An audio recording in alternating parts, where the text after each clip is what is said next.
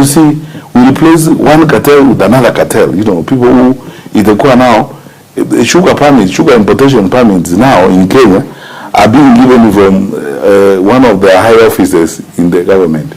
That's where decisions are made. Who is going to be given a permit to import sugar? If you are a very good Lydia, you bring 10,000 metric tons. And because Omar is my friend, he will get 15,000 tons. That is how we are running that sector. And then you lead here because you don't have capacity to bring. There are criminals walking around this town with sugar importation permits in their pockets. They have no capacity to import any sugar. So they get it, you get it lead here because you can't import the sugar. You go and look for some Asian business person, you sell that to them. You make millions. The fellow brings the sugar and then goes to somewhere in Western Kenya and then starts repackaging it from there. Who is suffering? Ordinary farmers who are suffering.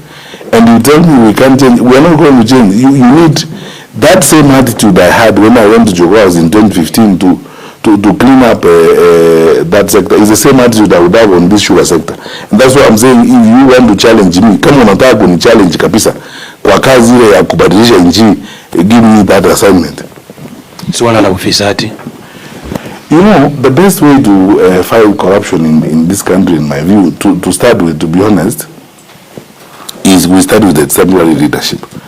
Because you see, this has become my mantra. You cannot tell people to stop doing what you do every day. We have enough laws. I don't know ukosefu wa sheria nchi. We have enough laws. In fact, I will not advocate even as a campaign that we go and write new laws on integrity and so on. I will not say that. There is no need of talking about writing new laws. We have enough laws. The statutory ecosystem is sufficient to manage the public sector. We have enough institutions. Tusianze kupoteza wakati kuambiana hapa some peer language though you need to reform. There is no reforming of sectors. What is needed in this country is strong, credible and trustworthy leadership. Where we have a gap right now is in leadership. Because you see, ni viongozi wenyewe wakubwa ndio wezi, ndio wanapora nchi.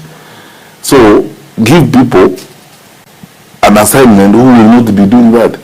Because even if these people promise you from now until Jesus Christ comes, wataingia kwa fisadi. Wao wenyewe ni wafisadi.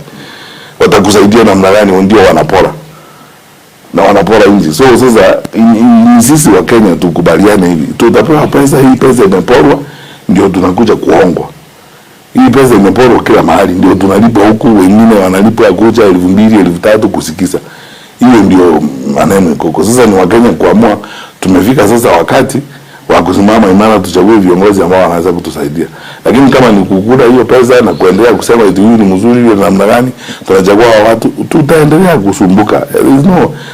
Umefika wakati sasa mimi naona wacha tu tuambiane tu kweli vile huko.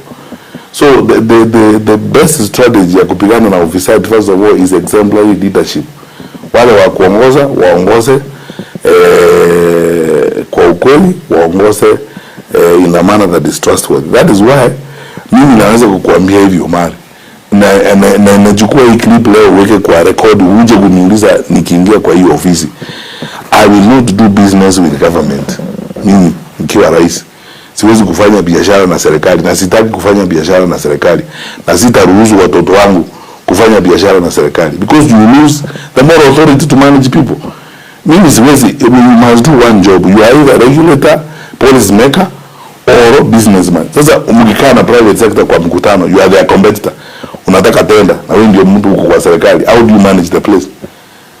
And it just doesn't work. Kwacha tufanye tu maneno vile iko na kuamini na kuahidi. Media, you can take this, uweke kwa record yako.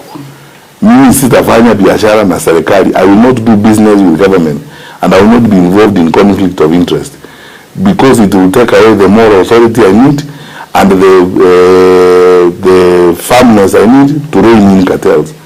Kwa hivyo mimi sitaki ofisi niende kufanya biashara, niende kutafuta tenda, nitumane watu etiende mtoe hiyo biashara. Mimi sitafanya ujinga kama huo.